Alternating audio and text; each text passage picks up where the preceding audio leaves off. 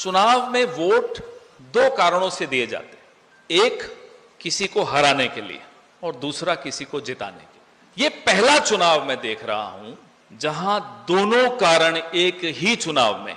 जब बटन दबेगा वो इतने गुस्से में दबेगा कि हमें तो अब चुनाव आयोग को ये कहना पड़ रहा है अब मजबूत मशीनें भेजना हरियाणा में, टूट न जाए कहीं। इतना ज्यादा रोष है लोगों के मन, और रोष के कारण भी है।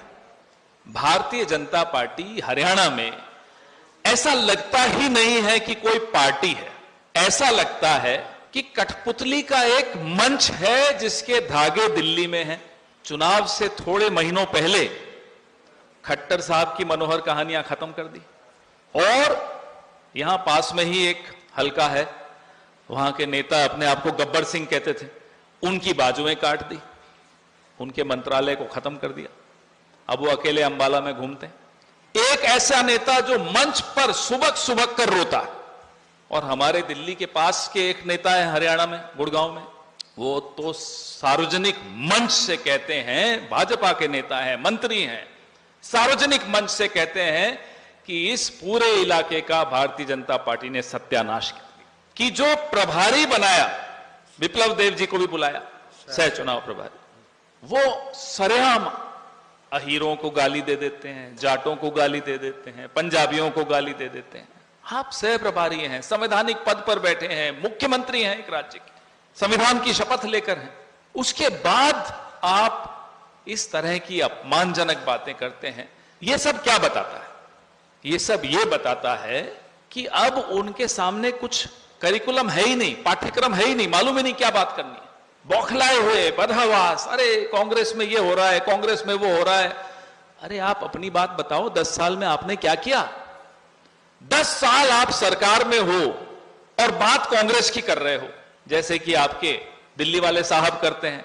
10 साल से केंद्र में बैठे हैं, प्रधानमंत्री हैं, बात नेहरू जी की करते हैं। अरे अपनी बताओ ना, क्या किया 10 साल में? क्यों हरियाणा को नंबर 1 पे ले आए बेरोजगारी में? क्यों पर्चे लीक हुए? क्यों महिलाओं की सुरक्षा पर आप खुद केंद्र सरकार के आंकड़े बताते हैं कि महिला सुरक्षा में एकदम पिछड़ गया है हरियाणा? क्यों हुआ ये? इसका जवाब तो कांग्रेस नहीं दे सकती ना, इसका जवाब तो आप ही को देना होगा। 9.5 साल एक आदमी को आपने मुख्यमंत्री बनाया, हमें तो यही नहीं समझ में आया, पूरे देश को नहीं समझ में आया, बनाया क्यों था? अब दोस्तियां तो होती हैं राजनीति में। आपने एक व्यक्ति को हरियाणा में बिना किसी कारण के मुख्यमंत्री बनाया और फिर गायब कर दिया। अब पोस्टर से भी गायब हो गए। जैसे विदेशों से कभी ट्रंप आ जाते हैं, कभी कोई बाहर के राष्ट्रपति प्रधानमंत्री आते हैं, तो मोदी जी क्या करते हैं कि इस देश की गरीबी, पिछड़ापन छिपाने के लिए एक सफेद चादर लगा देते हैं। आपने देखा होगा हरियाणा में ठीक वैसा हो रहा है। चुनाव आने से पहले एक सफेद चादर लगा दी, खट्टर साहब आउट, एक और मुख्यमंत्री ले आए। तो आप पिछले 10 साल का जो आपका लेखा जोखा था, जो आपकी नाकामयाबियां थी, जो विफलताएं थी, जो फेलियर्स थे, उसको आप ढक तो नहीं पाओगे, क्योंकि वो नाकामयाबियां हर घर ने, हर व्यक्ति ने, हर परिवार ने बर्दाश्त की हैं।